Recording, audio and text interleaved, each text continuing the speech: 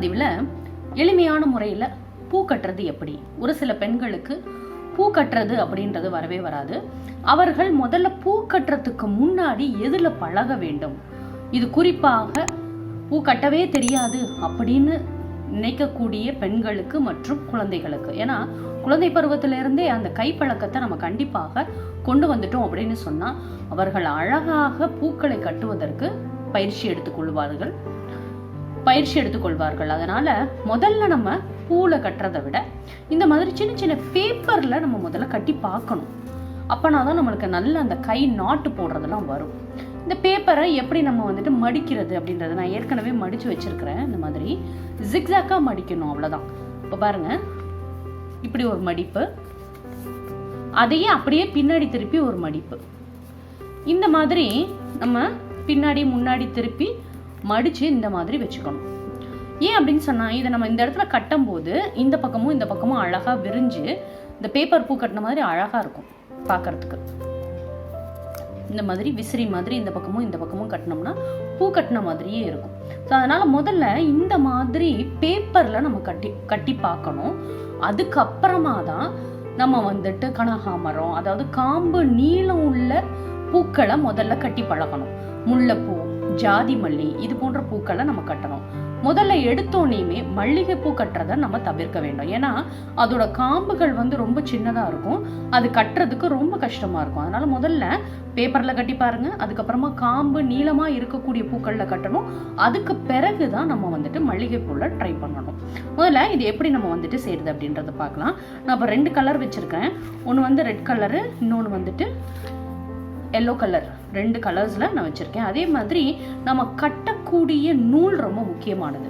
இப்போ நல்லா ப்ராக்டிஸ் பண்ணிட்டீங்க அப்படின்னு சொன்னா இந்த மாதிரி மிஷின் நூல் கண்டோ அல்லது இந்த மாதிரி பூ கட்டுறதுக்குன்னு தனியாவே நூல் இருக்கு, அதை நம்ம பயன்படுத்தலாம். ஆனா இப்போ பூ கட்டவே தெரியாது அப்படின்றவங்க என்ன பயன்படுத்தணும் அப்படின்னு பார்த்தீங்கன்னா, இந்த மாதிரி உள்ளன் நூலை பயன்படுத்துங்க. ஏன் அப்படின்னு சொன்னா இந்த நூல் ரொம்ப மொத்தமா இருக்கும்.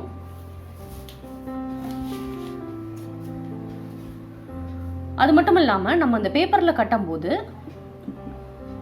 ரொம்ப நம்ம நாட் போடுறதுக்கு ரொம்ப ஈஸியாக இருக்கும். அது மட்டும் இல்லாமல் இந்த பேப்பர் கட் ஆகாமல் நல்லா ஸ்டிஃபாக இருக்கும். இப்போ நான் எப்படி கட்டுறது அப்படின்றத சொல்லி காமிக்கிறேன். இந்த மாதிரி நான் நிறைய செஞ்சு வச்சுருக்கிறேன். இந்த மாதிரி நீங்கள் இந்த கலர் பேப்பரில் தான் பயன்படுத்தணும் அப்படின்னு கிடையாது. நியூஸ் பேப்பர் எடுத்துக்கோங்க. அல்லைன்னா நீங்கள் உங்கள் குழந்தைகள் வச்சுருப்பாங்க இல்லையா, நோட்டு எழுதின பேப்பர்ஸை நீங்கள் யூஸ் பண்ணலாம். எந்த பேப்பர்னாலும் இந்த மாதிரி ஒரு சின்னதாக ஒரு துண்டு, இந்த மாதிரி துண்டு எடுத்துக்கோங்க. அதே மாதிரி நான் சொன்ன மாதிரி இப்படி மடிச்சுக்கோங்க. விசிறி மாதிரி மடிச்சுட்டு இப்படி எடுத்துக்கோங்க. முதல்ல இந்த நூலை நம்ம இப்படி பிடிக்கணும். பிடிச்சிட்டு இந்த பேப்பரை நம்ம எப்படி பூ வைக்கிறோமோ அதே மாதிரி ஒரு பேப்பர் மட்டும் எடுத்து வைங்க.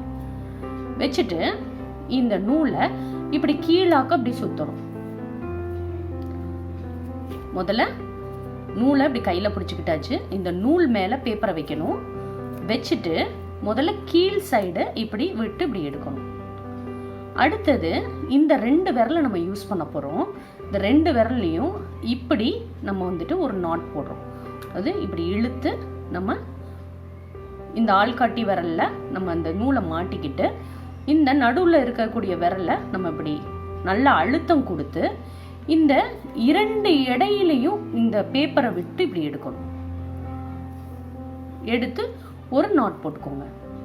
இப்போ நம்ம ஏற்கனவே இங்கே கொஞ்சம் நூல் விட்டுருப்போம் இல்லையா, அதை லைட்டாக பிடிச்சு இழுத்தீங்கன்னாவே இந்த ஃபர்ஸ்ட் பூக்குரிய நாட் டைட் ஆகிடும். அப்புறமா நம்ம திரும்ப என்ன செய்யணும், பூ கையில் பிடிச்சுக்கணும். திரும்ப ஒரு பேப்பரை எடுங்க, நூல் மேலே வைங்க. முதல்ல சொன்ன மாதிரி இப்படி கீழே விடுங்க. அடுத்தது இப்படி கையை அகட்டி 2 நூலுக்கு நடுவில் இந்த மாதிரி ஒரு நாட். முதல்ல நம்ம கட்டும் போது இவ்வளோ கேப் இருக்க தான் செய்யும். அதை நம்ம ப்ராக்டிஸ் பண்ண தான் நம்மளுக்கு நல்லா இந்த கேப் இல்லாமல் ரொம்ப அடர்த்தியாக நெருக்கமாக நம்மளால் கட்ட முடியும். ஸோ இந்த ப்ரொசீஜர் எதுக்கு நான் சொல்லித்தரேன் அப்படின்னு பார்த்தீங்கன்னா, முதல்ல இந்த நாட்டு போடுறதுக்கு நம்ம கற்றுக்கணும். அதுதான் ரொம்ப ரொம்ப முக்கியம் பூ கட்டுறதுலையே. ஒரு சிலருக்கு இந்த பூ எப்படி வைக்கிறது, இந்த நாட் எப்படி போடுறது அப்படின்றதெல்லாம் தெரியாது. ஸோ இதை நம்ம பூலையே டைரெக்டாக பழகி பார்த்தோம் அப்படின்னு சொன்னால் இந்த காம்பு உடஞ்சிரும். ஏன்னா ஒரு சிலர் வந்து டக்குன்னு மாட்டி ரொம்ப ஃபோர்ஸாக இழுத்துருவாங்க. அப்போ அந்த காம்பு வந்து உடஞ்சி போயிடும், அந்த பூ வேஸ்ட்டாக போயிடும். அதனால் நீங்கள் எப்பொழுதுமே பூ கட்டுறதுக்கு ஆரம்பிக்கிறீங்க, இப்போ தான் கற்றுக்க போகிறீங்க அப்படின்னா இந்த மாதிரி பேப்பரில் முதல்ல ட்ரை பண்ணி பாருங்கள். அதுதான் கரெக்டான ஒரு ப்ரொசீஜர். அடுத்து பார்த்தீங்கன்னா நீங்கள் கொஞ்சம் அப்படியே கட்ட என்ன ஆகிடும்னா நம்மளுக்கு இன்னும் எப்படி ரொம்ப நெருக்கமாக கட்டுறது அப்படின்ற ப்ராக்டிஸ் வந்துடும். ஸோ முதல்ல அந்த நாட் போடுறத கற்றுக்கோங்க.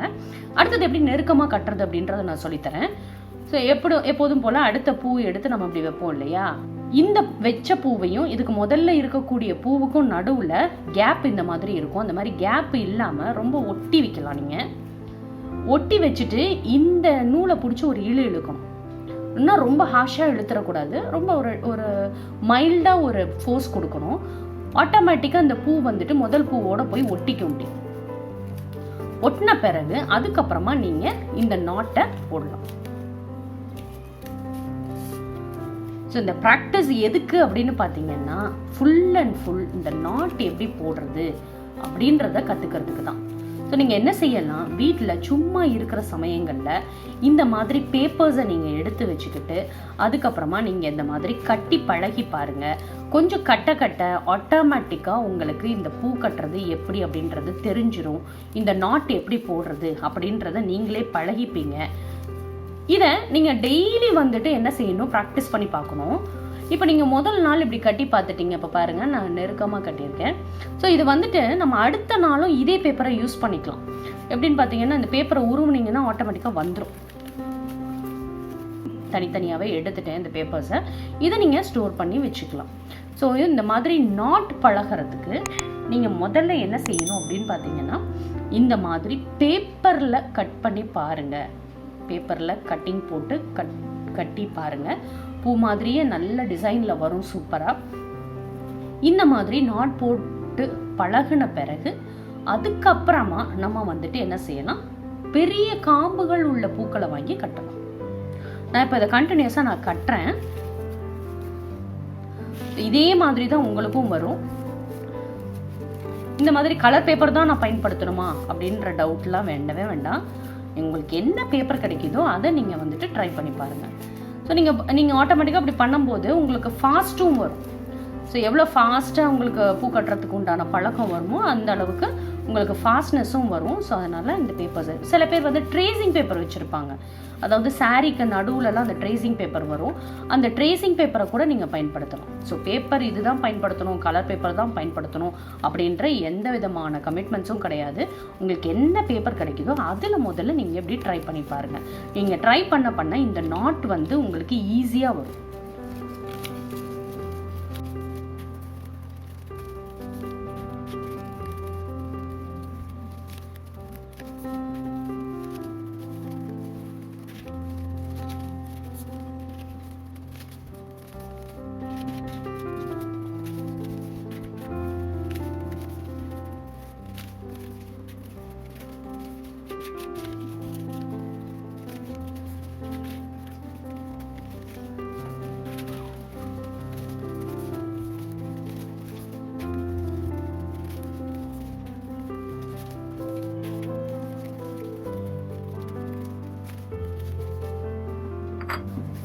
ஸோ இப்போ பாருங்கள், நான் இந்த மாதிரி கட்டியிருக்கேன்.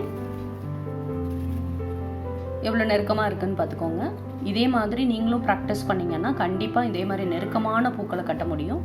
முதல்ல இதை நம்ம ட்ரை பண்ணுறது இந்த நாட்டுக்காக. இந்த நாட்டை நம்ம கற்றுக்கிட்டோம் அப்படின்னு சொன்னால் எவ்வளவு அழகாக நம்ம வந்துட்டு பூக்களை கட்ட முடியுமோ அந்த அளவுக்கு அழகாக பூக்களை கட்டிடலாம். இதுக்கப்புறமா நம்ம ட்ரை பண்ணக்கூடியது நீளமான காம்புகள் உள்ள பூக்களை தான் நம்ம ட்ரை பண்ணணும்.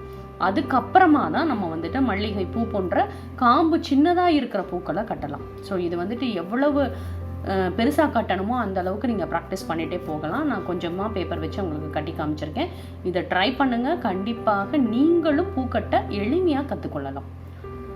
மேலும் இது போன்ற பயனுள்ள தகவல் அறிய விறகடுப்பு சேனலை சப்ஸ்கிரைப் பண்ணுங்கள், ஷேர் பண்ணுங்கள். உங்களுடைய கருத்துக்களை எங்களுக்கு பதிவு பண்ணுங்கள். நன்றி, வணக்கம்.